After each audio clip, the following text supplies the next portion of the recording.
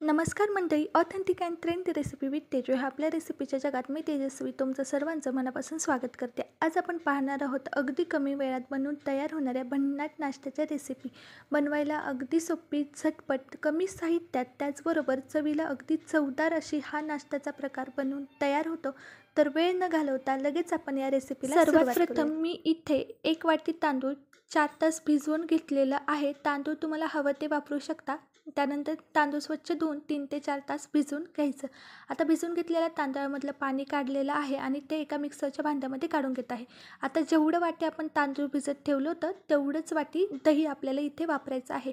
आता दही देखील मी इथे मिक्सरच्या भांड्यामध्ये काढून घेत आहे। आता दही आणि रवा आपल्याला बारीक करून घ्यायचा आहे। हाताला असा हलकासा रवा लागला पाहिजे, त्याच पद्धतीने याची कन्सिस्टन्सी रवा इडली डोसा करताना आपली जशी बॅटरची असते ना, तशाच पद्धतीचं आपल्याला इथे कन्सिस्टन्सी बॅटरची ठेवायची आहे। फक्त पाणी घालायचं नाही, कारण की दह्यात असलेल्या पाण्यामुळे हे बॅटर परफेक्ट बनतं। आता इथे मी बॅटर बनवून घेतलेलं आहे, तुम्ही इथे कन्सिस्टन्सी पाहू शकता। आणि आधी सांगितल्याप्रमाणे हाताला अगदी हलकंसं रवाळ लागलं पाहिजे, अशा पद्धतीने बारीक करायचं। आता हे बॅटर मी एका मोठ्या वाटीमध्ये काढून घेत आहे। आता यामध्ये घालणार आहे एक छोटी वाटी रवा। रवा तुम्ही जाड कोणताही वापरू शकता, बारीक जाड कोणताही। आता या बॅटरमध्ये हा रवा आपल्याला मिक्स करून घ्यायचा आहे।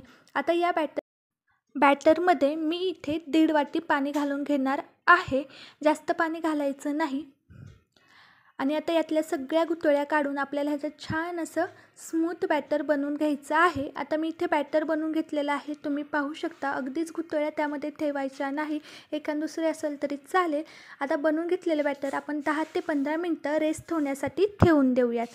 तोपर्यंत आपण इथे चटणी बनवूयात। चटणी बनवण्यासाठी मी इथं अर्धी वाटी भाजलेले शेंगदाणे घेतलेले आहे, शेंगदाण्याची साल काढून घ्यायची। त्याचबरोबर अर्धी वाटी स्लाइस केलेलं सुकं खोबरं, 2 वाटी डाळ घेतलेलं आहे, 1 ते 1.5 इंच अद्रकचा तुकडा, 2 हिरव्या मिरच्या, मिरच्यांचं प्रमाण तिखटेनुसार कमी जास्त केलं तरी देखील चालेल, 1 चमचा जिरं, 2 चमचे लिंबाचा रस, त्याचबरोबर चवीनुसार मीठ देखील मी घालून घेत आहे। आता लिंबाच्या रसाऐवजी तुम्ही चिंच वापरली तरी देखील चालेल आणि अगदी थोडीशी कोथिंबीर देखील घालून घ्यायची। आता थोडंसं पाणी घालून आपण छान हे बारीक वाटून याची चटणी बनवून घ्यायची आहे। आता मी इथे मिक्सरवरती वाटून घेतलेलं आहे आणि तुम्ही पाहू शकता कशा पद्धतीने इथे बारीक केलेलं आहे।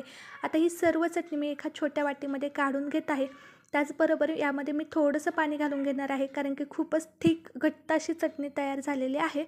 मी आता यामध्ये थोडंसं मिक्सरच्या भांड्यामध्ये पाणी घालून ते इथे घालून घेत आहे। आता हे सर्व पाणी देखील छान एकजीव करायचं, म्हणजे कन्सिस्टन्सी परफेक्ट होईल। आता या चटणीला आपल्याला तडका द्यायचा आहे, म्हणजेच आपल्या चटणीची चव अजून वाढेल।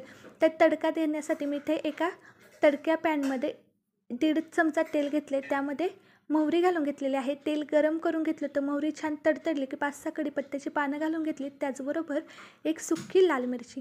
आता हा तडका आपण या चटणीवरती देऊन घेऊयात आणि तडका दिल्यानंतर छान तडका मिक्स करून घ्यायचा। तयार आहे छान अशी डिपसाठी करण्यासाठी चटणी।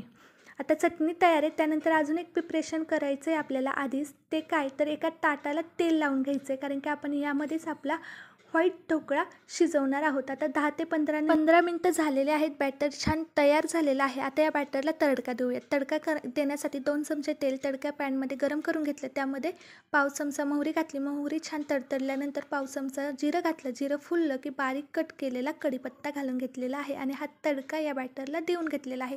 कढीपत्ता अशा पद्धतीने छान बारीक चिरून घालायचा, म्हणजे एकजीव व्यवस्थित होईल, दिसेल देखील सुंदर। हा तडका छान एकत्र मिक्स करून घेतलेला आहे। आता यामध्ये थोडंसं खिसलेलं आणि 1 हिरवी मिरची बारीक कट करून या बॅटरमध्ये मी आत्ता घालून घेतलेली आहे। त्याचबरोबर घालणार आहे चवीनुसार मीठ।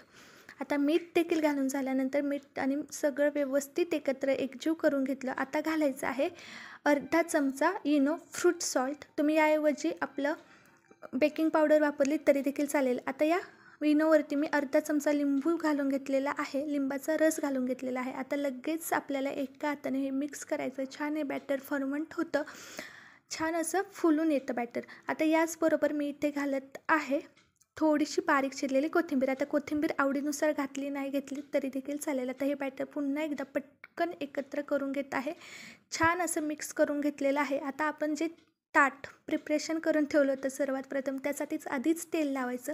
ते तेल लावलेलं ताट घेतलं, त्यामध्ये हे सर्व बॅटर घालून घेतलेलं आहे. त्याचबरोबर एका मोठ्या पॅनमध्ये मी बाजूला पाणी देखील गरम होण्यासाठी ठेवलेलं आहे.